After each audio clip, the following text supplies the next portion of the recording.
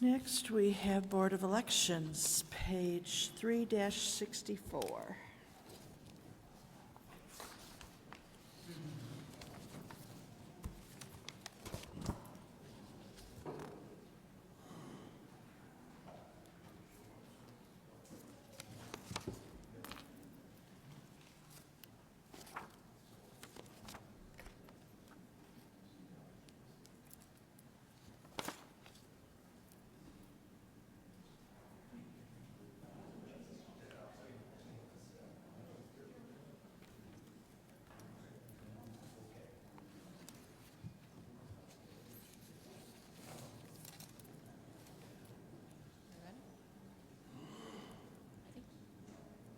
Good morning, everyone. Thanks for having us to discuss our budget. I would like to say thank you to the executive budget. They have met quite a few of our wishes and needs. Oh, there you go.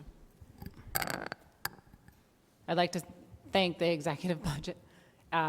They met quite a few of our wishes for our budget for 2025. There was just a few concerns we had with the 103 because we always budget for a full county primary. Just in case, a judicial seat, somebody retires, something happens, that money is there. And I know we can come to you guys if it's not with what they're proposed. They gave us money for polling place fees, and they also gave us more money for our roving technicians who go around on election day, who work very hard and haven't had a raise in probably about 15 years. So thank you very much for all of that. Concerns? Well, the other concerns is that we have, sorry, is that on? Okay. All right, sorry. The other concerns we have, the 103, as Commissioner Sardo said, we budgeted for a full county primary. The county executive budget does cover if we have a city primary, which is the more likely scenario for 2025. So it's not as much of an issue that we had, say, last year. So it is a more likely scenario that we will have only a City of Syracuse primary next year in a local year, but we wanted to let the legislature know what the difference is between our draft budget and the county executive budget there. We also are requesting 6 additional staff, 2 custodians and 4 election clerks. Our Board of Elections has 1 full-time worker for every 14,000 registered voters in our county. Similar boards of elections that we listed in our testimony, and I won't go through all of the stats here, but it is in our testimony, but Albany, Monroe, Dutchess, and Rockland County, which are the 4 closest counties to our size, average 1 full-time worker for every 8 to 10,000 voters. These 6 additional staff would actually bring Onondaga County to 1 full-time worker for every 11,000 voters. The 2 additional custodians would help deal with the over 1,200 pieces of technology that we do with the election. We have 600 poll books, 150 poll prints, and of course, about 400 of the clear ballot voting machines that we have to send out. Right now, the 2 technicians that we have in the office are overwhelmed in getting those prepared and ready for each and every election. In addition to the primary and the general election, we have villages that we service in March and June, as well as assisting all 19 school districts. In May, we have libraries that we now assist. So all of that takes programming, bipartisan programming, and we actually have to bring in our mobile technicians to help with a lot of that. If we had more people back there, we'd be able to do that for a little bit better of a cost. And of course, everybody would deal with voter registration, which is 90% of our job in non-election times. We are facing a massive crunch right now. We are 18,000 voter registrations behind as of today. We were caught up in July. This is a massive rush in the middle of the presidential, but this is, while atypical, and we do have temporary staff to deal with that, it is not atypical that this doesn't happen in a local year as well. It's to less of a scale, but these voter registrations that come in we are now averaging processing anywhere from 50 to 100,000 forms a year. We used to average 25 to 50,000 forms a year before 2019. So these 6 additional workers, the 4 election clerk 2s and the 2 custodians, would also be trained and work on voter registration, as does everybody else in our office. And the absentees. And the We absentees. already have almost 20,000 absentees. Yeah, early vote by mail and absentees is a growing segment of our population. That more people are using that as an option. Of course, that means an application and a ballot that we have to mail out every time something comes in, every election something comes in, and that takes a staff time to verify. And of course, when the ballots come back, to canvass and verify those as well. And then finally, the commissioners are asking for a 5% raise. We haven't had a raise since 2020, and it's one of the highest inflationary periods in our country's history in the last 4 years. Everybody else in our office are on the CSA contract, so we're not asking for them, but we are asking for the commissioners, and it is my understanding with the classification change made by the county legislature in 2020 that this is the body to ask that of. I think that's, well, a few other things to note. I want to really thank the IT department. They have gone out of their way to help us out. We've had a massive transition to a new voter registration system in the middle of the year because On top of the one we had last year. on top of the one we had last year, that's right. Because the vendor that we had last year that 13 other counties went with decided to discontinue their service. We made the hard decision to switch over that voter registration this year in the middle of the year because we felt that the service was not going to be there for our voters in November as so many other counties were moving. We are the largest county that had to do this, and we used a lot of grant money to cover this cost, so there's no cost to the county taxpayers on that. There was a lot, we had squirreled away some New York State grant money to pay for all the equipment upgrades, but the IT still had to get that in and get that done, and they did it with yeoman's work. And we were able to make that transition with little downtime in August. And if we will be able to make those 18 voter registrations, we have to get it done by Election Day. But the only way that's going to get done is because we made that transition. And then last year, the capital improvement plan that allowed us, along with about $2.5 million in county capital improvement and $600,000 in state aid, allowed us to transition to the clear ballot voting system, as well as the knowing poll prints on demand project. We are the largest county in New York State that have ballot on demands at every polling station throughout their county. And as soon as the law is changed to allow us to go to election day voting centers like we do with early voting, where anybody can go to any voting center or any early voting, that will not only save us inspector costs, it'll be a better service for the county, and we're prepared to do that as soon as the legislature makes those law changes. Any questions? Brian? Thank you. Thanks for coming in, guys. If you talked about it, I missed it. What's the grant landscape look like for 25? I'm sorry? The grant, We have landscape. actually used almost all of our existing grant funds Right. this year. Now, New York State, I always, as in my role as Democratic Caucus Chair, I always testify at the state budget, and I'll be asking for more money in addition to every year. It's an annual thing. They have given some money, whether it's capital or personnel, every year, but it's on an annual basis in the budget. And I believe the legislators know that this is something that they should be providing. And I make that very clear in my testimony that they have a vested interest in county boards of elections because they're on those ballots. Yeah, I mean, if I remember last year, we went through a budget totally uncertain of whether, and it's a timing thing, right? Because they do their budget in the spring, and we don't know what you can expect usually. So we have that situation here where you really don't have, I don't see anything of substance, you know. I'm sorry. Well, On the last year, in the 2023 budget, New York State did bring in money for tier, which is equipment, which Right. we've used to upgrade our capital project and also with the voter registration system.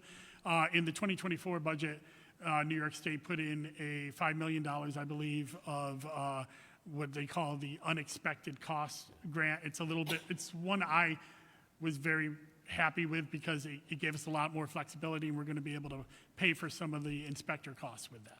Okay. I guess my point was that we didn't know, and we really don't know now what could be coming, right? We never know. Right.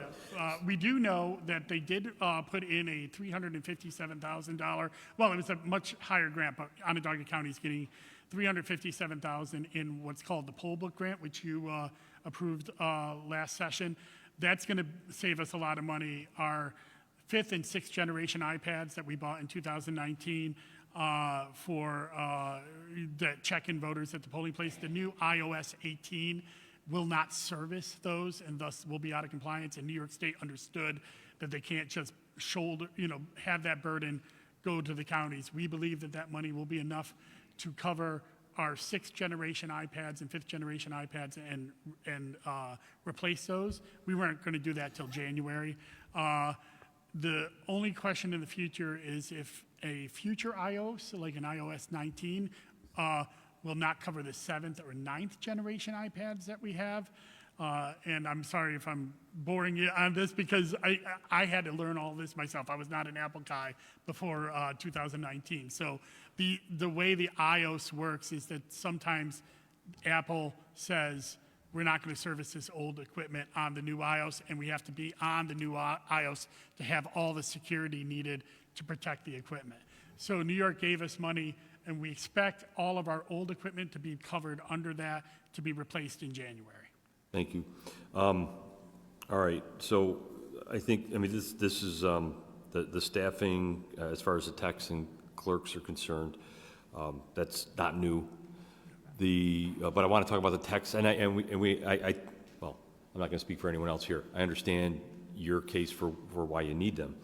But let's talk about the techs for a sec and what happens. You have 2 presently, all right? You have do you have the ability to hire out for those services? Have you been able to do that successfully in the past? And what kind of If you're talking work? about, Hiring out for services for testing machines and creating ballots that our techs do. Your maintenance techs, or is that what you call them, maintenance techs? Our roving Good. techs that go out on election Yeah, day. yeah. Have You're asked for 2 techs. Those 2 Those are- techs would add to the 2 technicians we already have in our office. Correct. So are they IT type people? Are they Yes. people? They work with our IT department, and they work with Clear Ballot. So what happens if your need so you've had 2 techs for a few years now. What happens when you have a need that's more than 2 techs? How are you able to get past that? so we use our mobile technicians. We bring them in, which Okay. explain. They Thank get you. paid a lot more per hour than our in-house technicians do, but they're not as skilled in terms of operating the equipment. They don't get the specialized training from our vendor, Clear Ballot. They don't have familiarity with the system. They operate under the guidance of our technicians in the back, but it's a lengthier process. Also, remember, about 60% of a tech's job will still be voter registration, so that is another need why we need permanent people in to do both of those jobs. Currently, our technicians are what are verifiers for our voter registration, and they, every piece of voter registration has to go through a Democratic and a Republican review, so the forms have to be touched at least twice, so it's double the work, but we have to do that by the New York State Constitution. So. Okay. You kind of answered my next question, which is these techs are certified Yes. or trained or certified to work on these machines. Is Yeah. that extensive, or is it just something they need to go through to be able to do the We work? just sent them to a 2-day training in New Hampshire Thank you. with our Okay. Clear Ballot system. And it was free training by the vendor. We only had to pay for the lodging. That's part of our contract with the vendor. Okay, thank you. Thanks, Colleen. Dustin, Michelle, thank you. So the four, and then Leader May covered the so the four election clerks. So behind, that would be help with you said 18,000 we're behind? Right now, Right now. today, I didn't check it this morning, it may be more. It is growing. It is something I've, in my time as commissioner, I've never seen such a late rush. As I said, we were caught up in July when we made our transmission during the primary. And part of that is the political nature of this year, the late switch in candidates, the late enthusiasm.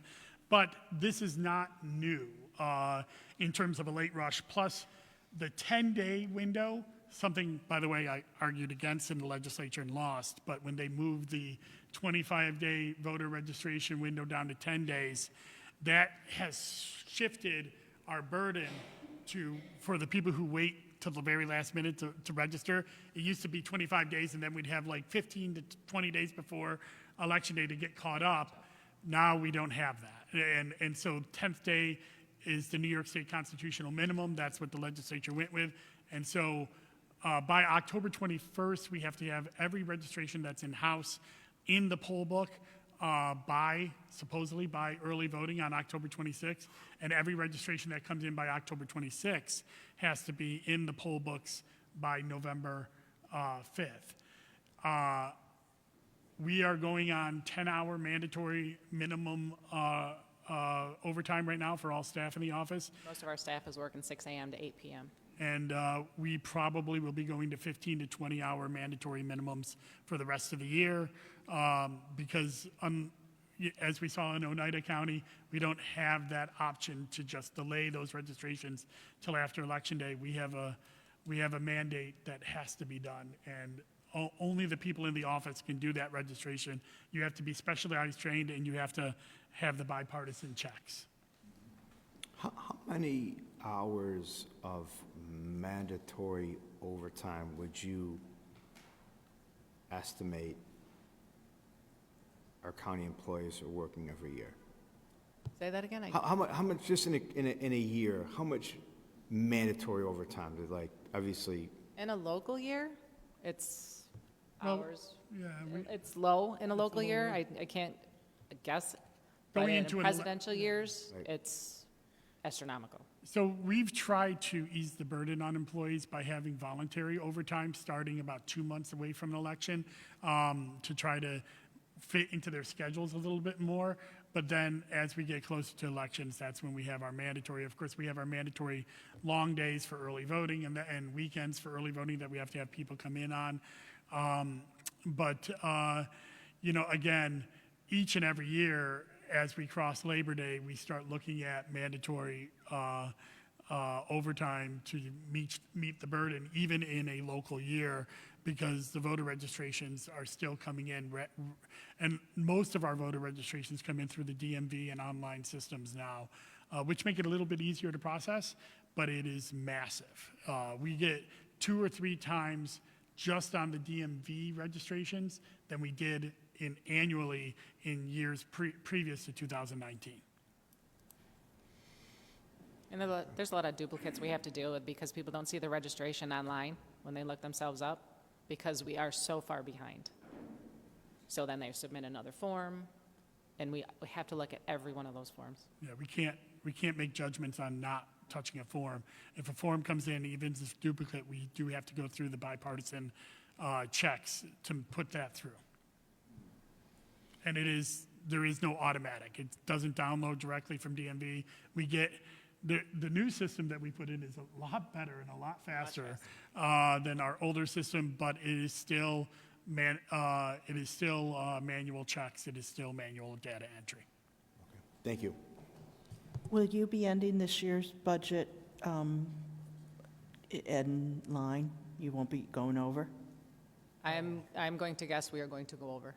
Okay. I With can't. everything coming in now, before I left the office, we had 2 trays of absentee applications that came in that had to be opened and stamped in and scanned. I'm going to guess there was probably about 800 there. I can't imagine that we won't go over in overtime. I can almost guarantee we will. I can't imagine that we won't go over in the 103. The only way to deal with the added influx is to bring in temporary work, which we've done, but also to bring in inspectors and techs to do the manual tasks of like opening envelopes and that kind of thing, so we can keep our specialized workers on the computer doing as much voter registration as possible. On the early voting sites, are we doing more than what we're required? We're No. doing 10. We're just doing 10? 10 is the mandatory minimum for a county our size. We have 310,000 voters. We have to do one for every 30,000, capped out at 10. So we've been at that mandatory minimum for quite some time. Now, in a primary, we probably do one early voting site more than what we are mandated, and that's mainly because of the large geographic area of our county. We could go less, but then a whole swath of the county would not be served.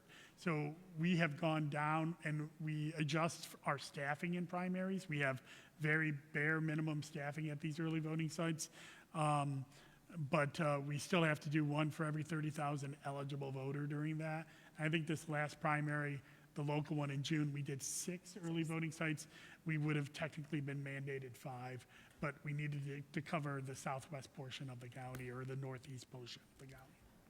So do we have a cost estimate of how much it was per vote for those 2 primaries? I could get that for you. I don't have it I don't on. have Yeah, it I on. mean, we could, I don't know if we have the actual, usually at the end of the year, we look at what we spent and how many voters. But it is actually not much more cost inefficient as in the votes that we do on election day, because we have 146 polling sites on election day, which is a massive amount of election inspectors that we have to put out there. So the cost per vote is similar, whether it's early vote or election day. Our most cost-effective cost for a vote is vote by mail. That is where we can process a lot with just a few people in the office. So are you seeing a shift of that more people are voting by mail now instead of going to the polling places? One of the things I'm a little worried about is yes and no. So in 2020, it's hard to compare 2020 to now. That was the pandemic, and we had 50,000 vote by mails in the pandemic. We're at about 20,000 now. So if you look at the years from the pandemic on, we're seeing more of a prorated ratio of who decided to come out to vote, voting by mail and voting early than voting on election day. So it is growing, but it's really hard to compare 2020 this year because of the different nature. And of course, in 2016, we didn't have early voting or expanded vote by mail. Are there any more initiatives by the state, or mandates by the state, I should say, coming down in the next couple of years that is going to increase the cost even more for counties? There's going to be automatic voter registration coming next year. Yeah, automatic voter registration will create even more voter registrations we have to do. Other states that have put that into place, seen their voter rolls rise by 30 to 40%. And, we already have a form of that with DMV, but you still have to opt in. The moving to an opt-out could increase our registrations, which would increase our need for personnel. That is a law that has already been passed. It just hasn't been implemented yet. It could be implemented next year. We're waiting for the state board to get a vendor and have that ready to go. So that would be, somebody would be reaching out to every person that turned 18 and... It's if they interact with a New York agency. So first it would start with DMV. So if you have a driver's license, but you didn't opt in to vote, it would automatically opt you in, and you'd have to opt out. You'd have to actually make a click to say, no, I don't want to register. And then anybody who interacts with the other New York agencies would have their information sent to us to automatically register them to vote. And I'll be honest, I don't know what it's going to look like until the state gives us regulations and guidance after they choose their vendor, but that is what has happened in other states. And will they be providing funding, additional funding for that? That I don't know. I don't know. Okay. I will ask for it, though. Good. Dave? So, a couple of quick things. At the end of your presentation, I wasn't sure if I heard it quite right, but is the goal that you're waiting for the legislature, state legislature to decide is that anybody can vote anywhere? So there's a bill that Rachel May has put forward that has passed the Senate, unfortunately hasn't got a vote in the Assembly. There is no provision in election law on Election Day that will allow voters to go to any polling place. In fact, election law says it has to go to a particular polling place on Election Day. Now, there is some theories that the state board can authorize individual counties to do that. We have been hesitant about that, being that we are kind of a battleground county, and we would hate to program our machines to be able to do any voter in any polling place, and then 48 hours before the election, a lawsuit comes in that would mandate us to reprogram everything. So we're hopeful that that legislation, which is a permissive bill, which would allow county boards to decide if they want to do that and in a manner that they want to. So maybe we'll decide that every polling place is a vote center. Maybe we'll say that the 10 early voting sites that are open on early voting day and on election day remain vote centers where people can go to, but then they can go to their assigned ones as well. But until that legislation is passed, I am hesitant to put our county in a bad position for a lawsuit without direct permission in election law for that. So somebody from, say, Cicero, of all places, could come down to Lafayette and vote. Yeah, just like early voting. Just Where, like early where they voting. can go anywhere. Yeah. And it would be really good for, like, say, downtown. We have a polling site downtown at the Onondaga County Library. It's a nice polling site. We have 30,000 workers that come downtown.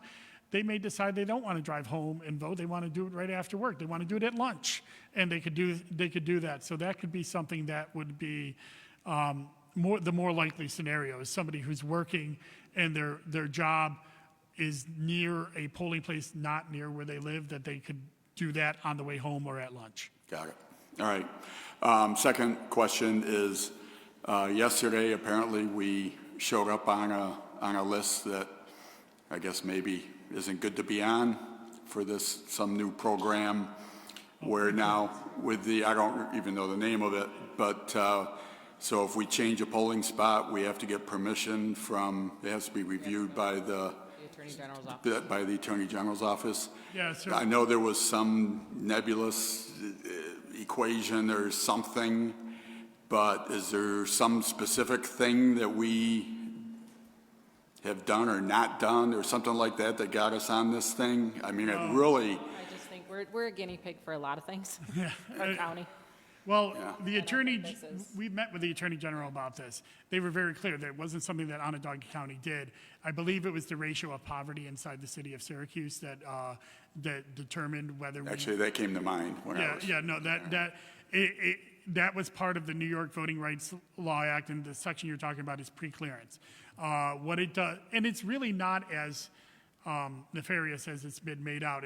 What they've laid out to us is in March, when we determine our polling sites for the year, any polling sites that are changed from last year, we need to provide to them why we're changing it. So the decision is still ours, but we need to provide a reason for it. Most of the time, the reason is the church got sold, or somebody decided they didn't want us, or we try not to change polling sites if we don't have to.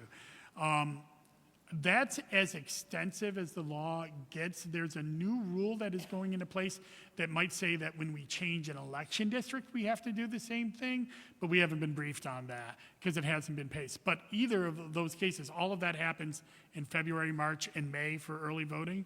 So we have plenty of time to. What if something happens the week before the election and there's a fire at a polling spot or something like that? What do we? That is something that we just discussed with the Attorney General's Yeah, office, we and they said that's an emergency situation and nothing that they're going to hold over. Okay. our heads. We need to brief them. You know, we need to send them and tell them why. It's just, it's interesting because, we've been here all week. And I've got to tell you, almost every single department has said that New York State is creating new rules, regulations, requirements for everything, yet there's nobody to call, nobody to clarify, nobody to explain.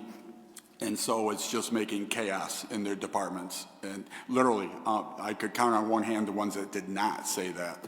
And so this just appears like another top-down, over-the-top, kind of random thing. I mean, is Monroe or Erie? Yeah, I think Monroe and Erie are part of it too. They are part of it? Yeah, most of the places with large urban centers are part of it. Okay. It's because one of the things is, the rate of poverty inside the county is part of how you get on the list. I will say the Attorney General's office has been very forthcoming with us. We've been to several different webinars about it.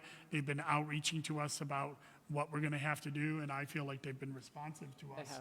I don't think that we're in the case where, and again, this is something that we already do internally. We're just sharing it with them. So I don't think this is going to be much more of a burden for us. But if I'm wrong, I'll tell you I'm wrong next year. Thank you. Questions? No. Thank you. Thank you very much. Thank you. Oh, and I should give a shout out to Ben, who always deals with all of our many, many lawsuits and legal issues that we have to deal with. He's on the phone all the time, and he always answers our calls. So thank you, Ben. Thanks, Ben. Thank you, Ben.